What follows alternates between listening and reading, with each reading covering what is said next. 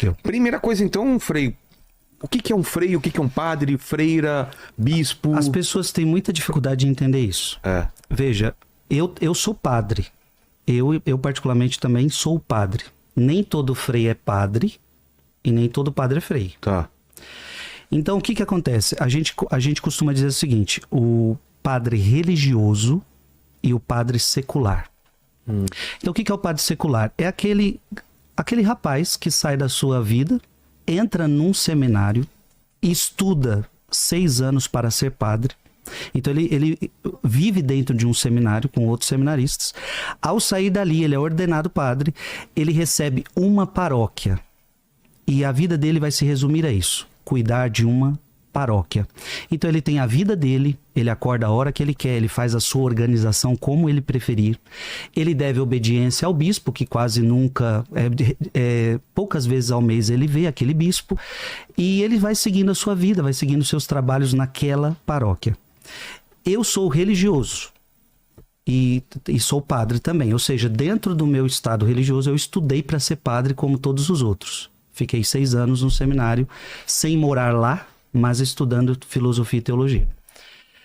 Então, o que é um religioso? Mesmo processo. Saí da minha casa quando eu tinha 18 anos de idade, entrei numa comunidade religiosa, que no meu caso são os carmelitas. Aí como é que funciona? Cada comunidade religiosa segue algum santo como inspiração. Então, por exemplo, os beneditinos seguem São Bento. Os franciscanos seguem Francisco de Assis, se inspiram em Francisco de Assis. Carmelita, eu sou carmelita, se inspira em Santa Teresinha do Menino Jesus, São João da Cruz, Santa Teresa d'Ávila. Então nós nos inspiramos nesta espiritualidade e seguimos o segmento de Cristo de acordo com o exemplo destes grandes homens de Deus. O que é uma vida religiosa? Eu assumo uma regra de vida. Então, diferente de um padre que pode fazer da sua vida, fazer os seus horários, eu não. Eu entro numa regra de vida. Então, nós temos hora para acordar todo mundo junto, hora para almoçar todo mundo junto, horas para rezarmos todos juntos. E ali seguimos coisas em comum. Por exemplo, votos de castidade, pobreza e obediência. E tudo que diz respeito à nossa vida, nós seguimos juntos. Então, é uma comunidade. Então, eu tenho mais de 50 irmãos vestidos essa mesma roupa minha, acordamos na mesma hora, seguimos as mesmas regras, e isso é uma comunidade religiosa, uma comunidade fraterna. Sim. Que faz voto de castidade, pobreza e obediência, com o foco de seguir Jesus Cristo. Pobreza, castidade, pobreza e obediência. E o voto de pobreza, então, padre, por exemplo, não faz? São algumas ordens só que faz? A pobreza diz respeito a não estar apegado a bens materiais, né? Não estar apegado. Todo sacerdote deve viver a pobreza, não deve estar apegado a bens materiais. Mas no meu caso, é um pouco mais agressivo na prática. Como que funciona? Ou seja, eu não tenho conta no meu nome. Não tenho dinheiro, não tenho nada, não tenho bens, não tenho conta no meu nome, não tenho nada. Não tenho dinheiro. Tudo que entra através de mim vai para a minha comunidade religiosa. Entendi. Então é do todo. Então, se o frei receber alguma coisa, isso é partilhado para todo mundo, para toda obra, para toda ordem. Não fica só para mim, entendeu? E como funciona no Brasil, assim, né? A distribuição de freis, padres... Como que funciona? Você pode ser transferido para outro lugar? Como se escolhe? Os padres seculares, eles estão encardinados numa diocese. Certo. O bispo é o chefe deles, digamos diocese assim, é o superior. É uma soma de várias igrejas? É um território. Território. Diocese é um território. Por exemplo, a minha diocese é Santa Amaro. Tá. Então, o bispo de Santa Amaro é Dom José Negre. Nesse território dele, ele tem mais de 100 paróquias, que cada padre cuida de uma paróquia. E isso é uma diocese. Tá. O bispo, ele pode ir trocando os padres de lugar. Geralmente, 7, 8 anos, ele procura trocar os sacerdotes. Então, você que está aqui, vamos para lá, vamos mudar um pouco. Então, o bispo vai trocando os sacerdotes à medida que surgir um problema, ou à medida que ele quiser, isso varia. No meu caso, que sou religioso, eu tenho um superior além do bispo. Claro que o bispo sempre é o nosso superior máximo, mas também na ordem religiosa eu tenho um superior de todos os freis. E no que diz respeito aos frades, é esse superior que vai ter mais voz de dizer para onde que eu vou ser transferido ou não. E o bispo, na maioria das vezes, vai acatando. Entendi. Claro que ele também pode sugerir, claro que ele pode determinar, mas geralmente ele deixa a critério do superior. Eu, por exemplo, fiquei cuidando de uma paróquia 9 anos, e aí meu superior do meu instituto viu por bem de eu deixar essa paróquia e seguir minha missão pelo Brasil e mundo afora. E aí o bispo acatou esta decisão. E tem também os missionários, né? Que vão para outros países. Eu não sei se ainda é comum isso, mas eu morei em São Bernardo aos 17 anos, sempre era algum padre com sotaque que veio de fora. Isso era muito comum, né? Sim, sim, sim. Jesus pediu para a gente ir para todo mundo evangelizar. Então é comum que pessoas de outros países venham para o Brasil e pessoas do Brasil vá para outros países. Então isso é normal. Ah, daqui também vai? Daqui vai. A gente tem, nós freios carmelitas, eu sou carmelita mensageiros do Espírito Santo. Esse é o nome da minha ordem. Nós temos casa na França e na Itália. Ou seja, entendemos que um dia a Itália e a França nos deu a fé, mas hoje a Itália e a França estão precisando da fé. Então nós fomos lá como missionários. Nós temos que aprender a falar o italiano, aprender a falar o francês, nós temos que entrar na cultura deles para tentar evangelizá-los. Poxa. E da mesma forma, o meu bispo é italiano, então ele saiu da Itália para evangelizar o Brasil. Então acontece essa troca, Então todo e qualquer cristão é chamado a ser missionário. O que acontece é que alguns, de fato, vão para outros países, para outras terras. E acima do bispo já é o papa ou tem alguém intermediário? Tem o arcebispo? Funciona assim. Na Igreja Católica você tem 3 hierarquias. Diácono, diácono, sacerdote e bispo. O papa, por exemplo, é o bispo de Roma. Ele não deixa de ser um bispo. Ele não deixa de ser um bispo. Então essas são as 3 hierarquias da Igreja Católica. Eu sou sacerdote. E o bispo é, digamos, a ordem máxima da Igreja Católica. O bispo não reza a missa ou ele também reza? Reza. Ele que tem a plenitude do sacerdócio. O bispo, a gente entende na Igreja Católica que ele é o sucessor dos apóstolos. Então você imagina, Vilela, foi morrendo os apóstolos, eles foram ordenando outras pessoas no seu lugar. Certo. E um bispo tem uma sucessão direta aos apóstolos. E o Papa é o sucessor de Pedro. O Pedro era o chefe. Então o Papa é o sucessor de Pedro. E o bispo o sucessor dos apóstolos. Entendi. Entende? Então os bispos celebram missa, todos os sacramentos os bispos realizam, os sacerdotes também, só não o diácono. O diácono, ele pode ser tanto permanente, ou seja, sempre diácono, então esse geralmente se casa. E todo sacerdote, antes de chegar a ser padre, ele precisa ser diácono uns 6 meses, no mínimo 3 a 6 meses. E então, este não pode celebrar missa, este não atende confissões. Mas ele pode celebrar um batismo, ele pode celebrar um casamento, algumas coisas assim ele pode. Gilson, eu queria saber da tua história de vida, então. Você nasceu onde? Como que era você criança? Que lembrança mais antiga você tem, assim, de igreja ou do catolicismo? Como que era? Vilela, eu não tenho uma infância com uma família católica. Ah, não? Não. Eu venho de pais separados, então desde que eu me entendo por gente, meus pais estão separados. E aí, por parte de pai, eu tenho uma família mais voltada para o espiritismo. E por parte de mãe, eu tenho uma família católica, mas não católica de verdade. Porque é bom diferenciar isso, né?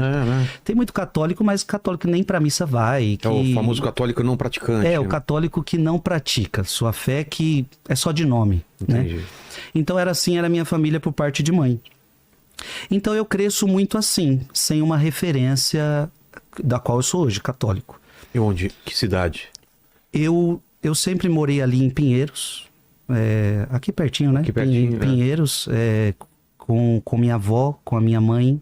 Então, alguns momentos morei com minha avó, outros momentos com minha mãe. Brincava na rua? Muita bola na rua, muita Brincadeira de antigamente, né? Que existia peão, bola... Pipa eu nunca fui muito fã. Mas eu era bola, gostava de futebol. Futebol na rua o tempo todo, jogava muito. Brigando na rua, tudo que tinha direito, né? Naquela época. E que você queria ser o que quando era criança? Você lembra das coisas que você pensava? Eu lembro que eu queria ser jogador de futebol, né? Jogava muita bola, então acho que a coisa que mais passava na minha cabeça era jogar futebol, tal, essas coisas assim, né? E assim foi, Vilela. Fui até os 9 anos de idade, eu cresci meio sem referência de fé. Sem referência de fé. Com 9 anos, minha mãe começa a se converter ao catolicismo de verdade. E aí, com a conversão de minha mãe, ela começa a me colocar na catequese para eu fazer uma primeira comunhão, coisas do tipo. E ali, pouco a pouco, eu vou encontrando um pouquinho de Deus, um pouquinho das coisas de Deus. Mas eu me lembro, eu fiz inclusive catequese aqui você conhece a Igreja do Calvário, em Pinheiros? Sim, sim. Então, eu fiz catequese ali, fiz meu prezinho foi ali, tal. Mas assim, ia porque mamãe obrigava. Então eu não tinha desejo, não tinha vontade de fé nenhuma. Então ia pra missa obrigado, ia pra missa empurrado, mamãe obrigava a ir pra missa, mamãe obrigava a ir pra catequese. E assim foi. A minha conversão, ou seja, o meu despertar para a fé, para Jesus Cristo, aconteceu. Aliás, nós estamos aqui no Morumbi gravando esse podcast, né? Sabe onde eu morei? Onde? Antes de entrar no convento, eu morei aqui no Paraisópolis, aqui do lado. Pô, do lado. 7 anos da minha vida foi aqui, no Paraisópolis. Inclusive, eu vindo pra cá, sempre me vem a memória da minha história, da minha infância. Então, 7 anos eu morei aqui no Paraisópolis. E foi aqui no Paraisópolis que eu encontrei Jesus. Como? Minha mãe, nessa conversão que ela estava vivendo, ela abriu um grupo de oração. Tinha 10 velhinhas lá dentro.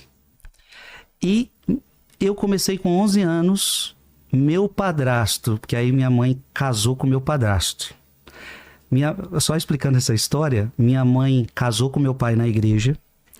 Minha mãe anulou o casamento na igreja. Tá. Ou seja, a igreja entendeu que o primeiro casamento de minha mãe foi falso. Nunca existiu. Nossa. Então existe, tem essa possibilidade na Igreja Católica? Existe. Isso está na Bíblia, inclusive, né? Casamentos falsos. Jesus fala sobre isso. Quando a pessoa engana ou... Minha mãe se sentiu enganada em algumas coisas. Minha mãe se sentiu enganada. Foi provado que houve uma coisa que afetou diretamente o casamento. Entendi. A igreja entendeu que minha mãe, então, nunca casou. Então, minha mãe casou com meu padrasto. Só que eu estava muito revoltado naquela época. E não aceitava um outro cara estar casado com minha mãe. E foi justamente ele que, para me conquistar, me ensinou a tocar violão. Com 11 anos. E ali ele começou a me ensinar a tocar violão. Ali eu aprendi a tocar violão. Com 11 anos de idade fui muito bem no violão. Comecei a aprender. Tal. E mamãe pede, venha tocar para nós no grupo de oração. E aí, Vilela, eu comecei a tocar no grupo de oração para as 10 velhinhas. Aquele grupo começou a crescer. Aquele grupo de 10 começou a ir para 20, para 30, para 40, para 50, para 100. E eu sempre tocava para uma outra pessoa cantar. Eu era muito tímido, ainda sou tímido, mas naquela época eu era tímido ao extremo. E aconteceu que aquela mulher começou a faltar no grupo de oração e eu tive que assumir também a cantar, também a falar, também a estar à frente de um povo. Sim. Vilela, foi nessa hora que eu comecei a me converter. Sério? Por quê? Estar à frente das pessoas, eu fui entendendo que eu não podia cantar o que eu não vivia. Eu não podia pregar o que eu não vivia.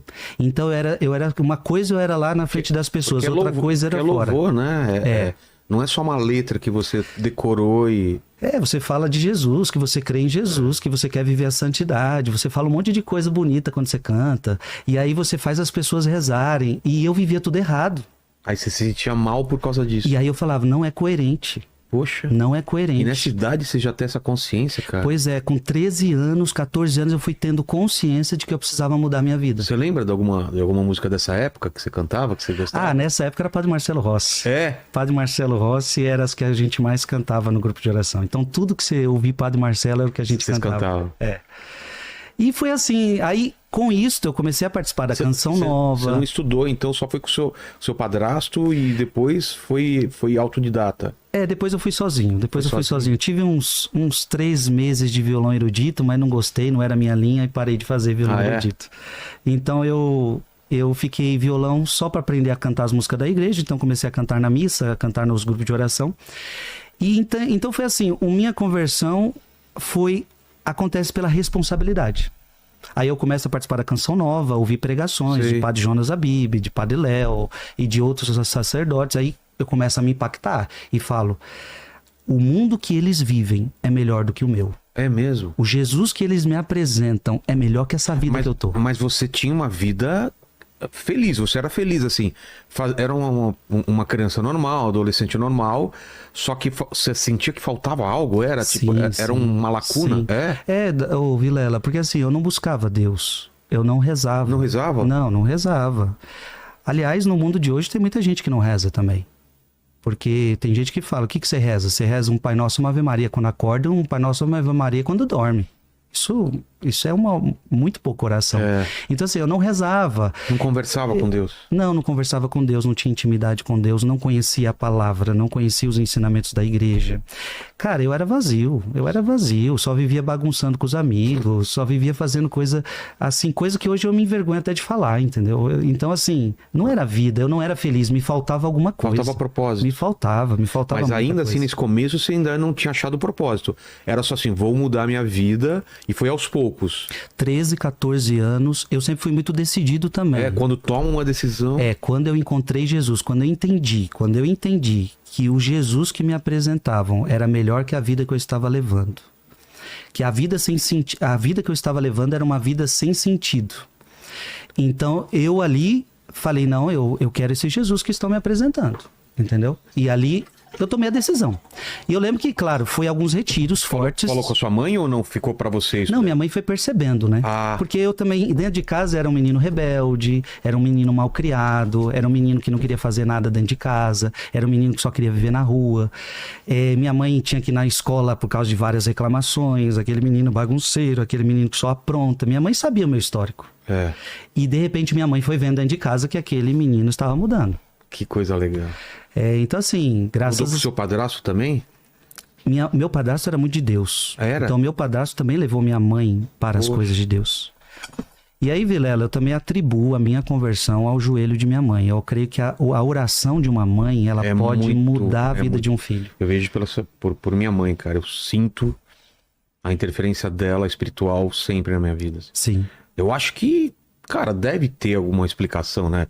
De mãe, eu acho que vai direto, né? A oração, não é possível, cara. Ela que tem o maior elo com você, né? Ela te carregou 9 meses no ventre, Vilela. Ela tem uma conexão espiritual com você que ninguém tem.